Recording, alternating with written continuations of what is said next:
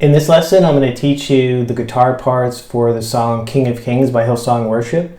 And then I'm going to teach you some guitar theory on those parts so that you're going to be able to understand how a lead guitarist might learn, understand, and also be able to apply theory to guitar parts like this. So first, I'm going to do a playthrough, and then I'll get back with the theory lesson.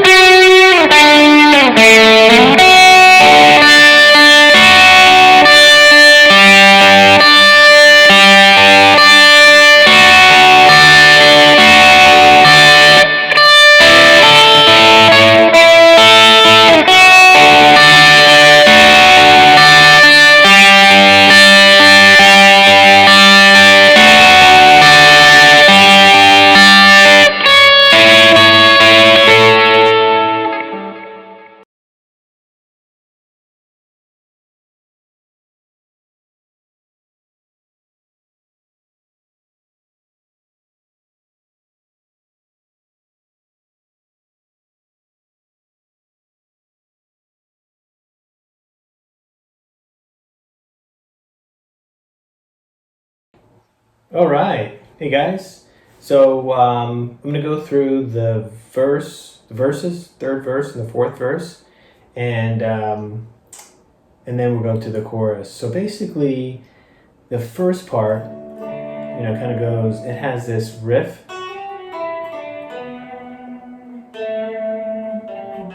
right? Sounds really good. Now, the first step that you always want to do when you're learning the lead guitar parts is you want to make sure that you know what the chord progression is that's happening over any sort of riff or lead line or whatever.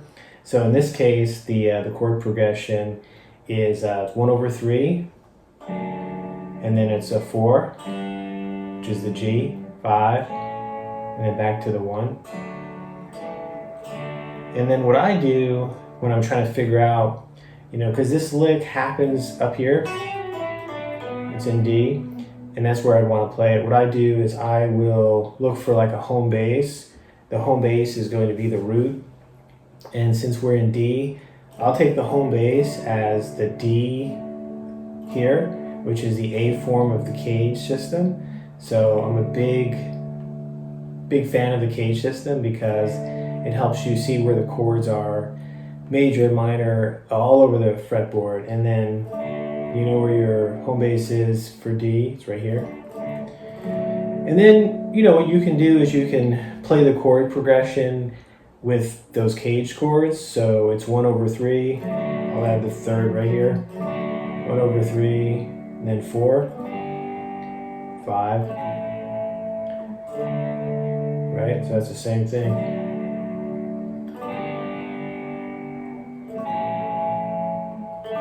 And then whenever you hear like a descending lick like that, you kind of know that there's some kind of walk down. And what you definitely want to do when you're when you're jumping into lead guitar is learn some scales. So the good thing to do is learn the modes or the major scales in respect to the cage chord that you're playing with. So in this case, this is the D chord there. It's an A form of the cage system chord. It's also over here too. And here's your D as well. Now over here, I know that this is the major scale in D.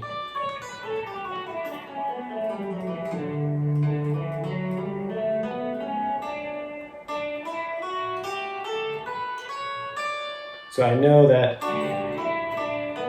it's going to be part of that. Right? So know your major scale.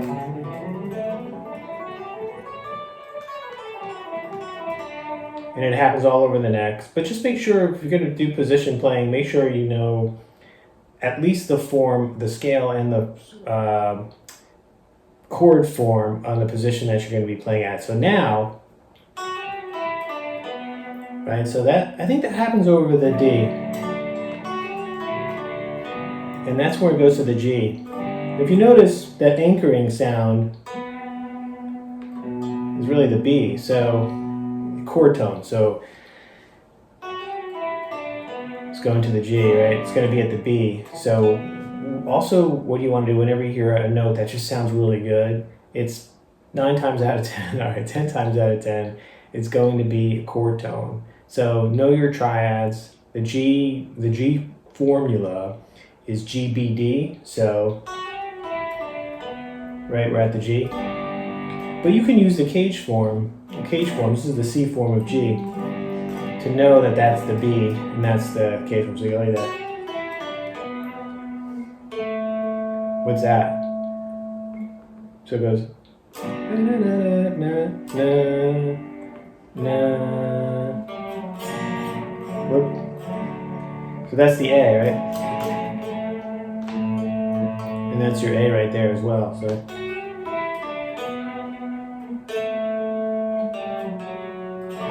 Goes back to the D. All right, so you basically do a walk down, then you basically hit the A. So you can play the cage chord, the cage forms of the chord progression up there as well. Okay.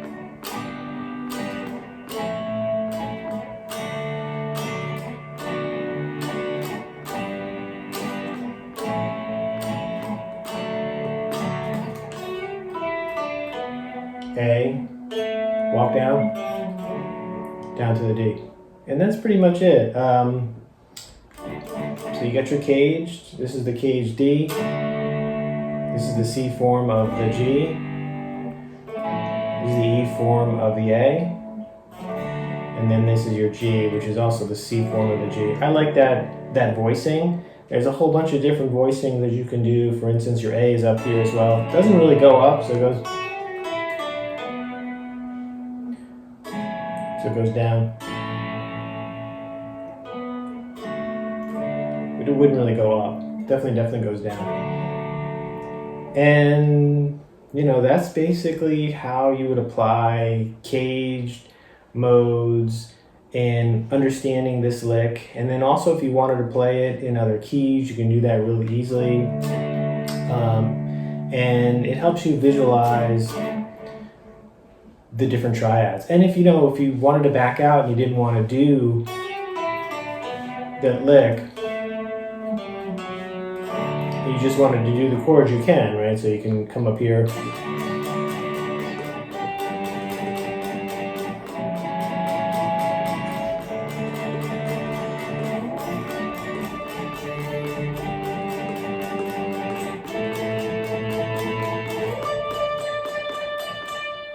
So when you know the caged chords all over the neck, it helps with that.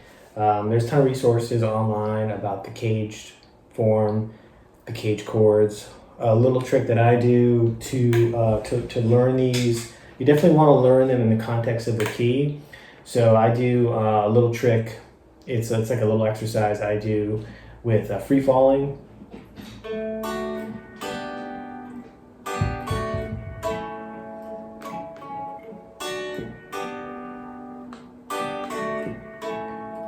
That's a little exercise that you can do with any of the chord forms that you're going to learn. Is just play like a progression. Free falling is 1, 4, 4, 1, 5, 1, 4, 4, 1, 5.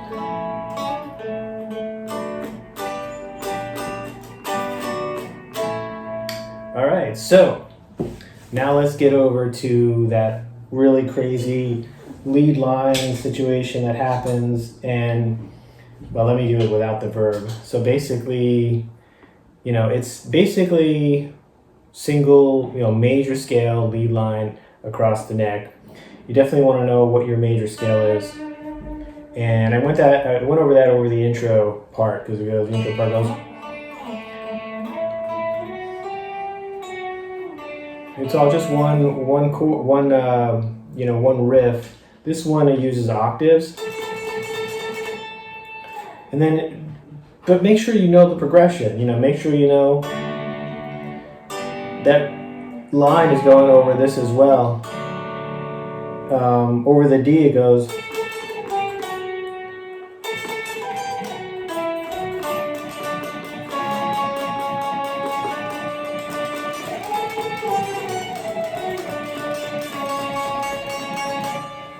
So if we're going to do the verb, we go.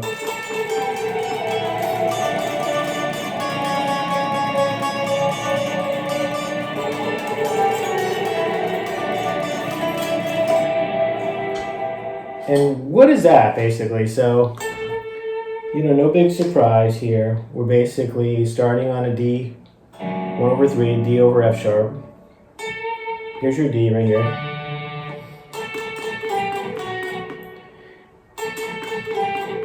That happens over the D, but you don't really need to know that, but you can figure it out that way. And then you go to the A, which is the E form of the A right here. Also the 7 to 1.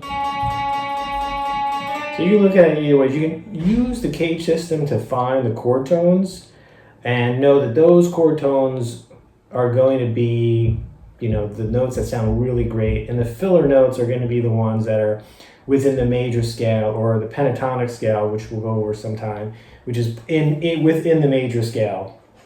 And that's basically it.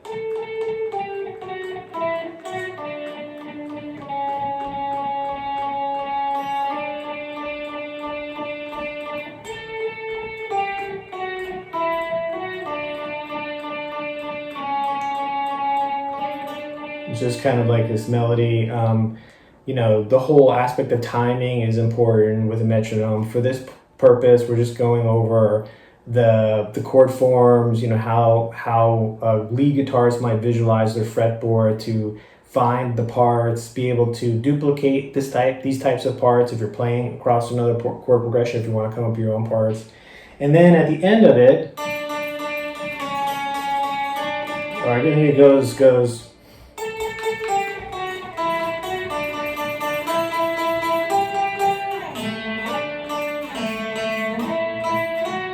Goes into that turnaround, which I covered in that intro lesson. Same sort of thing. So let me just finish that then. So here's your 1, right? Here's your 2, 3, 4, 1. I'm sorry, 5.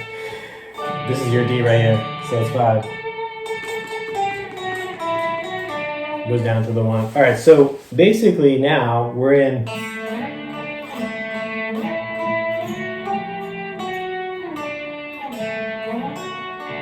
Now we're going to go into the chorus, and the chorus is just a really cool cage system type or triad chord tone playing. Sometimes they call it pedal point. You can call it pedal point because you're revolving around the D chord right here.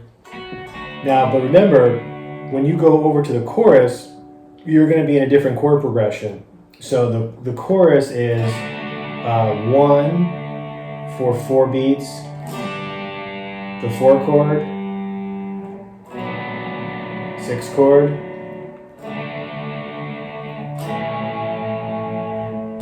2, 3, 4, 1, 2, 3, 4, 3, 4. Right, something like that.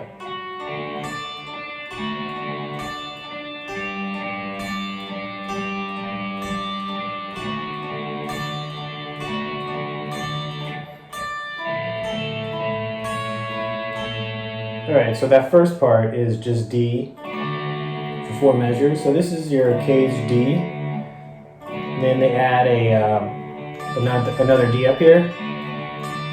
And then they have like this kind of cool picking pattern that you can figure out. When I learn these picking patterns, I always think about, what's the first note I'm going to be playing when I start it.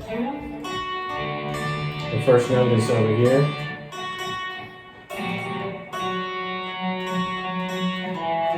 because that's the B. I'm sorry, F sharp, because we're in D. It's the third. So you're just playing F sharp and D for the 1 chord. And then you go over to the 4 chord. So there's a G right here. This is your caged C. And then what you can do, since the D is also in G, G, B, D, D, F sharp, A, you have the D, you just put this finger down. That's why it sounds good. So 1 to 4. 4. Now when you go to the 6, you can do the same thing, D, F sharp, A. Why?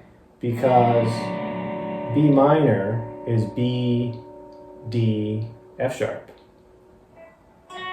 So you're just not doing the D. Say that right? Yeah. And then there's this really cool, I call it like a turnaround lick. It is just chords. And it goes up to the D. Now this is your D right here.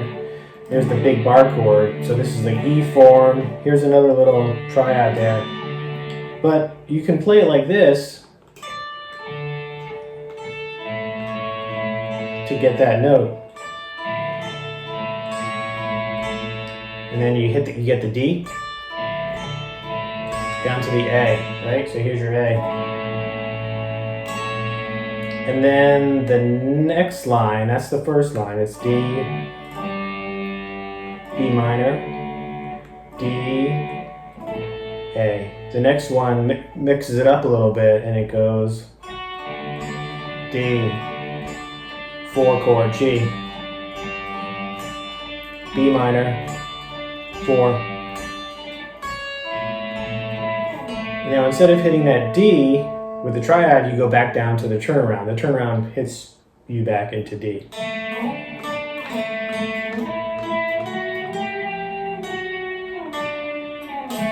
And that's it. So I hope this was helpful. I tried to just kind of go over it, how I see it, and then I'll put some charts up so that you can be able to visualize it. If you have any questions, feel free to throw some comments down in the comment section or shoot me an email or whatever.